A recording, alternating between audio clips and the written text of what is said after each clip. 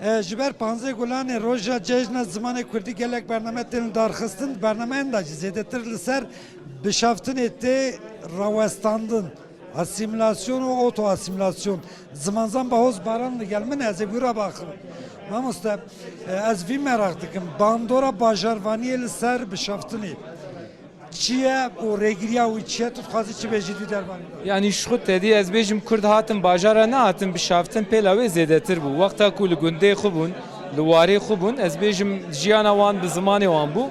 Le demek ku hatın ketin bajara lwir zamanê bajara şuj berê da ez bejim ne Kurdî bu. U me Kurda jî asıl yani gelek karê mel ser Kurdî henek divê me Kurdî nûjentir bikire karên li ser Kurdî bikire Kurdî li bajaran bifesilanda yani li Kurdî bajaran bianiya.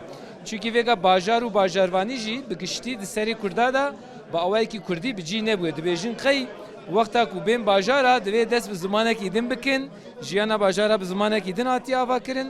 Loma îro roj em dizanin ku sedî heftê heştê Kurd êdî hatine ketine bajara. Di bajara da jî ez bêjim saziyê ku temsîla Kurda dikin saziyên sivîl tê da û serî da ez bêjim şaredariyên me divê serî heta binî di meseleya zimanî da kar û xebatên xwe ji nû ve ez bêjim binirxînin û xebata xwe ya ez bêjim bajar û bajarvaniyê li gorî wî çê bikin. Taybet metropolan dayık idi yani zarok şuan zanın dayık şeydi je durduk evin zaman bavcı je durduk evin bajar xwe tut karib ya peçe kontrol biki tel Ankara Antalya'ya vitişte cevabı ki cevabı Paris. Yani luan derab çeki zor e lê pêşî divê meriv ji bajarên xwe dest pê bike yani wexta modelek li vê çê bibe modeleka baş çê bibe tu modela xwe di bajarê xwe de bicî bikî tu dikarî ji hinekê din re bibî mînak tu dikarî bibî numune lê tehîn ev tişt di bajarê xwe de çê nekiriye yani li bajarekî weka Amedê rewş piryak û xirab e tu wexta çav bi yekî Kurdî axif dixî kêfa te tê yani li bajarê te viya tê serê te yani. Acayip ara.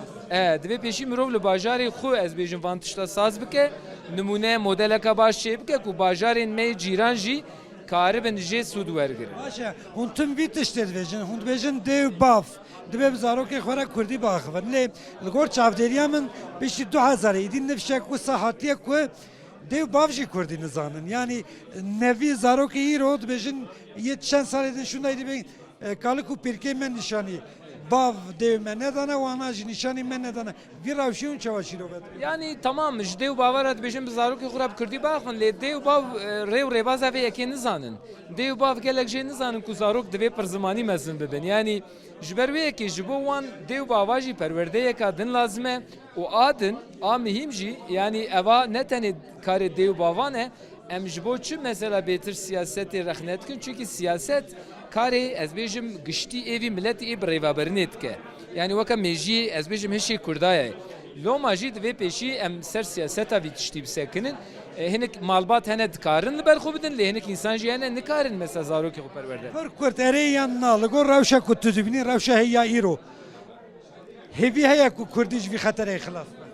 Hêvî heye û bi pêl ez bêjim qey jî zêde dibe û ez Kurd mecbûrin karê hişmendiyê bikin ez viya jî bibêjim cana hinek kes dibêjin qey hişmendî ji ber xwe çê dibe hişmendî ji ber xwe çê nabe tê çêkirin gerek em karê hişmendiyê karê ez bêjim netewperweriyê zêdetir bikin. Gelekî spas zimanzan û nivîskar bahoz baran bi vî rengî amaje bi bişaftin ji ber bajarvaniyê dike ji bo wî jî ew aliyên ku erk barê giran li ser milê wan e bang wan dike ku hişmend bin û bu şeklî jî Kurdî ji xeterê xilas bibe.